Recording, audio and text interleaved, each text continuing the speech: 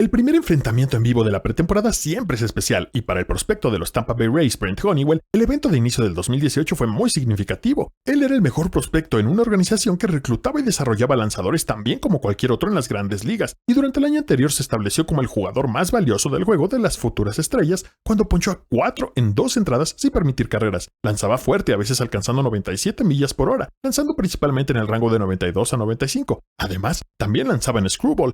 Eso lo convertía en algo así como un unicornio porque casi nadie lanza así en la actualidad. Honeywell tenía una gran oportunidad de integrar al equipo desde la pretemporada, uniéndose a un equipo con aspiraciones de playoffs. Con la misma confianza que lo había llevado rápidamente a través de las ligas menores, Honeywell no solo lanzó sus primeros lanzamientos en el BP, se lanzó con todo. En el plato estaba su potencial compañero de relevo, Wilson Ramos. El primer lanzamiento fue un cambio de velocidad seguido de una recta lanzada con máximo esfuerzo. No fue screwball. Mantén esto en mente, será importante más adelante. Honeywell mencionó que su ligamento colateral cubital tronó, y desafortunadamente para Brent desde entonces nunca volvió a ser el mismo lanzador, sufriendo una serie de problemas en el brazo en los años siguientes. Y en este momento estoy seguro de que hay los mismos rumores que han seguido este lanzamiento misterioso durante décadas. El screwball arruinará tu brazo. Después de todo, solo mira lo que le pasó a este chico Honeywell. Parecía que los dioses del béisbol estaban desaprobando a Honeywell, quien desafiaba abiertamente el código no escrito de que el screwball era un lanzamiento peligroso que no debías lanzar. Sin embargo, es mucho más complicado que esto. El screwball no estaba desde la Fernandomanía en Los Ángeles en 1981. Sin el screwball, Michael Marshall probablemente no habría establecido récords en grandes ligas que todavía perduran, como la mayoría de los juegos lanzados en una temporada, 106, la mayoría de entradas de relevo lanzadas, 208, y mayor cantidad de juegos consecutivos lanzados, 13, todo lo cual sumó un premio Cy Young, que era algo sin precedentes. Y Marshall lanzaba su screwball alrededor del 40% del tiempo en su época.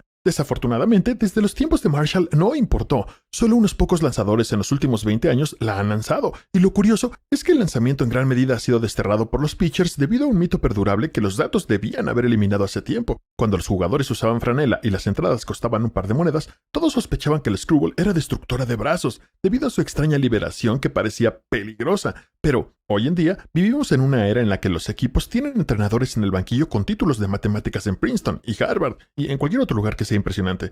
Uno pensaría que los equipos que han invertido millones en desarrollar software para evaluar todos los aspectos del juego considerarían los beneficios de abolir un lanzamiento que ha hecho ver a los bateadores como inexpertos durante mucho tiempo, especialmente en una época en la que un estilo de lanzamiento único podría ser muy efectivo debido a los avances modernos en la forma en que se agrupan y se realizan secuencias de lanzamientos. Pero eso no ha ocurrido. El screwball vive en el purgatorio del béisbol, acusada de crímenes que no cometió, a menudo por lanzadores que la lanzaron en las grandes ligas durante décadas. Entonces, ¿por qué ha desaparecido exactamente el screwball? Los orígenes del screwball son tan oscuros como la reputación del lanzamiento en sí. El primer lanzador en utilizarlo en el MLB es quizás Christy Mathewson de los New York Giants, quien lo llamó el fadeaway. Puede que haya desarrollado el lanzamiento mientras estaba en la universidad, enseñado por un compañero de equipo. Nadie realmente lo sabe, pero lo que es seguro es que Mathewson solo utilizaba este lanzamiento de manera esporádica, menos de 10 veces por partido, mayormente en momentos críticos, porque creía que era complicado para su muñeca. ¿Por qué? La respuesta está en cómo se lanza. Aunque hay varias formas de sujetar la pelota, una versión de la O de un cambio circular ha sido común. Aunque algunos lanzadores mantendrán el dedo índice recto, el verdadero truco está en la liberación. Una curva o slider requeriría que los lanzadores doblaran bruscamente sus muñecas hacia adentro, hacia su cuerpo. Para un lanzador derecho, esto significaría que estos lanzamientos se alejaran de los bateadores diestros y hacia los zurdos. Pero una screwball se quiebra en sentido contrario, porque durante la liberación la muñeca se gira de manera que el pulgar se pronuncia alejándose del cuerpo. Debido a esta liberación, un screwball es de velocidad más lenta que un cambio circular, con un movimiento más pronunciado a lo largo de un perfil similar, a una velocidad aproximada donde se ubicaría una curva deslizante, 74-78 millas por hora. Christy Mathewson ganó 273 juegos en las grandes ligas usando este lanzamiento. Dominó hasta los 34 años cuando su costado izquierdo comenzó a molestarle y sus números comenzaron a declinar. Cabe mencionar que fue su costado izquierdo, no su codo derecho. Este fue un lanzador cuyo récord de ponches en una temporada en la Liga Nacional se mantuvo desde 1903 hasta el 61, hasta que llegó Sandy Koufax, uno de los grandes de todos los tiempos, cuya screwball era un arma en la que realmente nunca confió en cuanto a su salud. Lo mismo ocurrió con Carl Hubble, King Carl, un lanzador literalmente salvado por la screwball. Hubble es más conocido por ponchar a 5 miembros del Salón de la Fama en fila en el Juego de las Estrellas de 1934 en 23 lanzamientos, pero lo que no se aprecia lo suficiente es que Hubble había sido enviado a la Liga de Texas por los Detroit Tigers. Su carrera parecía haber terminado, y fue allí donde reinventó su juego con la screwball. se convirtió en el mejor lanzador de la Liga Nacional, ganando un premio MVP por su campaña de 1933, cuando tuvo el promedio de carreras limpias más bajo desde 1919, 1.66, y lanzó un juego de 18 entradas, además de una racha de 45 entradas sin permitir carreras. Tuvo 5 temporadas seguidas con al menos 20 victorias y en 1936 ganó otro MVP de manera unánime. Aún ostenta el récord de las Grandes Ligas al ganar 24 decisiones consecutivas. Los números en el béisbol eran extraños en aquel entonces, lanzó hasta los 40 años, pero para entonces tenía problemas en el codo y no podía estirar su brazo izquierdo. Culparía a la screwball, el lanzamiento que salvó su carrera. No las 281 entradas lanzadas en promedio entre 1927 y 1939. No las 4 veces que superó las 300 entradas. No la falta de rehabilitación después de una cirugía que había tenido tiempo atrás. No el hecho de que el cuerpo envejece naturalmente. No, él culpó a Screwball. Y durante las 3 décadas siguientes como director de desarrollo de jugador de los Giants, Carl Hubble enseñó a la Screwball exactamente a un lanzador, y aún así lo lamentó porque ese lanzador terminó con el brazo dolorido. La ironía es que los Giants habían desarrollado a otro gran lanzador de Screwball, Juan Marshall, quien no aprendió a Screwball del maestro, sino de otro compañero de equipo. Marshall ganaría 243 juegos y sería elegido para el Salón de la Fama, habiendo participado también en lo que muchos han llamado el mejor juego jamás pichado. Y la Screwball estaba por todos lados. Milwaukee Braves contra San Francisco Giants en el ventoso Candlestick Park. En la loma para los Braves, Warren Spahn, de 42 años, el mejor zurdo en la historia de la MLB en ese momento, ganador de 363 juegos y ávido usuario de la Screwball, especialmente al final de su carrera, enfrentándolo estaba Marshall, en su mejor momento a los 25, con un movimiento que parece imposible de repetir y una feroz Screwball. Ambos lanzadores lanzaron durante 16 entradas. Permítanme repetir eso. Ambos lanzaron 16 entradas y no permitieron carreras. Spahn perdió el juego cuando Willie Mays conectó una Screwball mal lanzada en la parte baja de la 16ª entrada, pero el Say Hey Kid era solo uno de la media docena de miembros del Salón de la Fama en el campo esa noche. Esto no fue Rockies contra Diamondbacks después de todo. Incluso después de este loco encuentro, la imagen negativa de la Screwball persistiría. Si alguien pudiera disipar el mito de la maldición de Screwball, es un hombre que lanzó con ella a un alto nivel de las Grandes Ligas y luego obtuvo su doctorado en Fisiología del Ejercicio en la Universidad Estatal de Michigan, donde estudió el movimiento y la entrega de los lanzadores. Ese hombre fue Michael Marshall.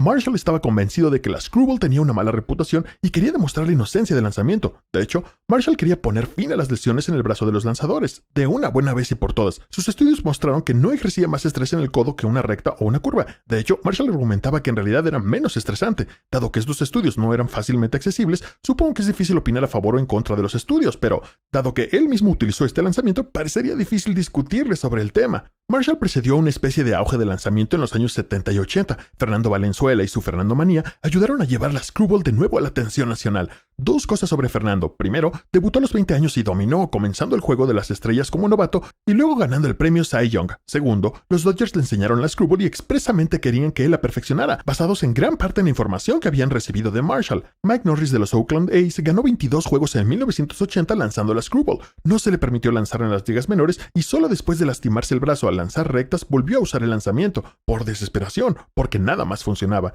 En cuanto a Valenzuela, nunca se lastimó el codo ni el hombro y lanzó en las Grandes Ligas hasta los 36 años. Cualquier cosa que lo desgastara no fue eso. Tal vez fueron las 6 temporadas seguidas en las que lanzó más de 250 entradas. Como punto de referencia, Sandy Alcántara de los Marlins lideró la MLB el año pasado con 228 entradas lanzadas. Solo 8 lanzadores superaron las 200 entradas. La Screwball de Fernando era casi una imposibilidad física, la lanzaba con el dedo índice y medio, mientras que la mayoría de los lanzadores confiaban solo en el dedo medio durante la liberación.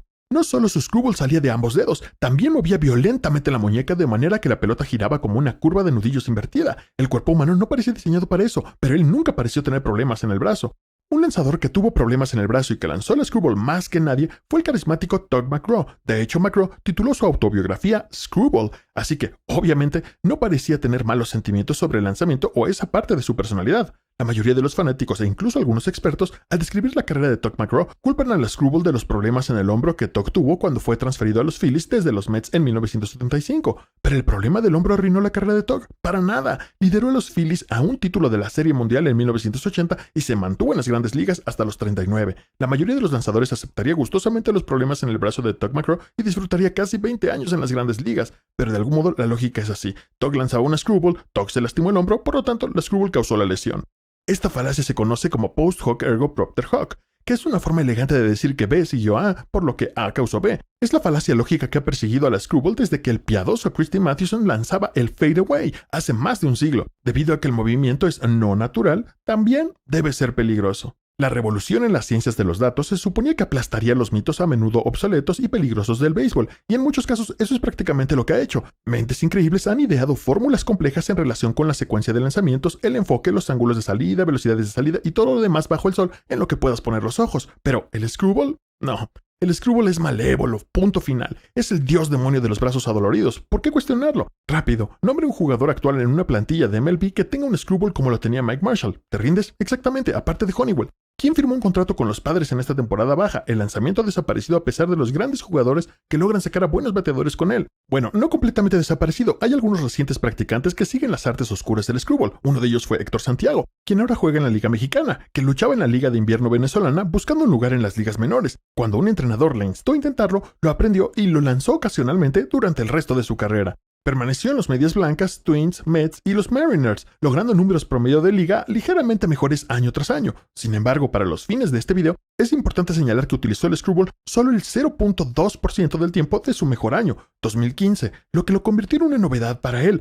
Nadie más lanzaba ese picheo en ese momento y Santiago estaba recibiendo publicidad simplemente por tenerlo en su repertorio. El regreso del screwball estaba siendo un poco exagerado en ese punto. También era importante considerar la idea de semántica al considerar a los lanzadores modernos de screwball. Por ejemplo, examinemos el caso de Devin Williams de los Cerveceros de Milwaukee, uno de los relevistas más dominantes del juego. La temporada pasada promedió 14.2 ponches y 4.6 hits por 9 entradas. Concedió 2 jonrones en 60 entradas. En su carrera, Williams ha ponchado al 39.5% de los bateadores a los que se ha enfrentado, casi el doble del promedio de la liga. Es simplemente despiadado, y su mejor lanzamiento es básicamente un screwball, excepto que se llama cambio de círculo. Lo lanza alrededor del 60% del tiempo y nadie se acerca a esa velocidad de giro. Puede alcanzar más de 3.000 revoluciones por minuto, por lo que la pelota cae más de 3 pies con 18 pulgadas de quiebre horizontal en su camino hacia el plato.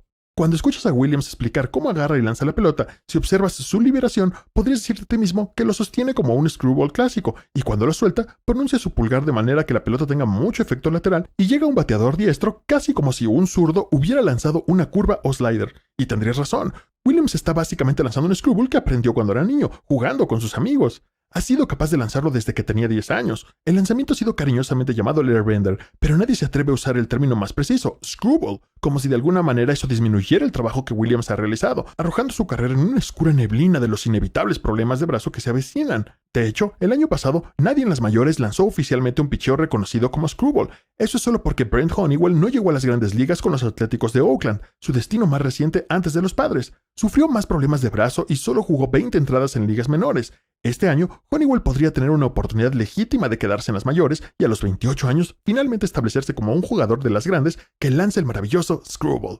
Mike Marshall murió en 2021, pero su legado perdura con Honeywell. Durante la década de 1980, Marshall fue el entrenador de la Universidad St. Leo, donde entrenó a un lanzador llamado Brent Honeywell Sr. Brent Honeywell se dedicó a la forma de lanzar y entrenar de Marshall, incluido lanzar una bola de 6 libras con un screwball. Honeywell fue seleccionado en el draft y pasó 3 años en las ligas menores, y luego comenzó su propia carrera como entrenador. Cuando llegó su hijo, no hubo duda de que el padre le enseñaría al niño el screwball, que había aprendido de una leyenda, pero dado todos los problemas de brazo que Honeywell ha tenido, ¿no tendría sentido culpar al screwball? No, porque la lesión inicial de Honeywell se debió a movimientos poderosos que se repetían tantas veces que tuvieron un efecto perjudicial en su cuerpo, esencialmente un exceso de uso, que sigue siendo la forma más común en que los lanzadores se lastiman. Los Rays, por ejemplo, quienes habían seleccionado a Honeywell, acaban de firmar a Pete Fairbanks por un contrato de 3 años, el cual lanza tan fuerte como cualquier otro y ha tenido 2 cirugías Tommy John para demostrarlo, pero nadie culpa su recta, al menos no específicamente por sus problemas en el brazo. El hecho es que, como está demostrando Devin Williams, el screwball puede ser un lanzamiento devastador y no parece ser más destructivo para los brazos de los lanzadores que cualquier otra oferta de cambio de velocidad.